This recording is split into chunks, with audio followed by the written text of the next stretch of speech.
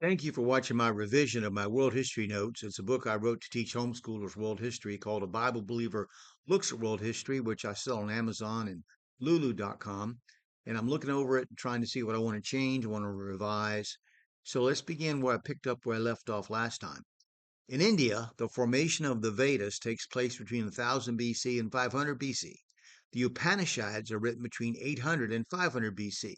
The kings of the Vedic period of India often raided their neighbors for cattle, and like Ethiopia today, marriage was often the result of forcible abduction of the bride or her purchase by mutual consent. Marriage by mutual consent was thought, however, to be less honorable and more of a compliment if the bride were stolen or purchased. The Rig Veda speaks of all of the perversions we encounter today: incest, seduction, prostitution, abortion, and adultery. But in general, there is a high moral standard between the sexes, and the family is very important. Now, women enjoyed far greater freedom in India during this period than in later times. Women could appear freely at feasts and participate in religious sacrifices. If she was a widow, there were no restrictions on her remarriage. She could study and engage in philosophic disputation, like the famous philosopher and composer of hymns Gargi. Other female philosophers and hymn composers of the time were Maitreya, Lopamudra, and Gosha. Vedic Indians bartered and ate cows, unlike today. They planted barley but knew nothing of rice, it would seem, at that time. There were no banks or alewives, as in Assyria, to lend money. Whatever you had was hid in your own home. Money itself was a late development, as bartering in cows and goods was the original means of exchange. Later, during the age of Buddha, credit developed.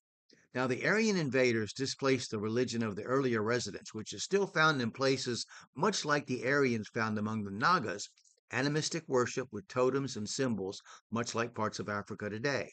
Serpents and dragons were divinity, and we can make the connection safely with Satan's religion spreading around the earth.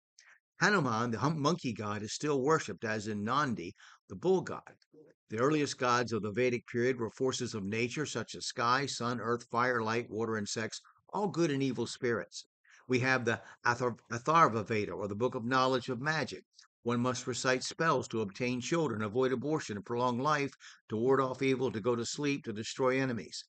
In the Brihadaranyaka Upanishad, formulas were given for forcibly seducing a woman by incantation. They remind one of the Emerald Tablet written by the Egyptian magician priests. Many of the Indian gods we know of today were, like the gods of Greece, local gods who had not assumed their all important universal power, such as Krishna, whom George Harrison of Beatles fame created a famous hymn to called My Sweet Lord, which unfortunately many young Christians who didn't listen to the lyrics carefully enough were deceived by. So we're going to talk about the language of the Vedic period next. I hope if you watch this, you'll click like and subscribe or follow.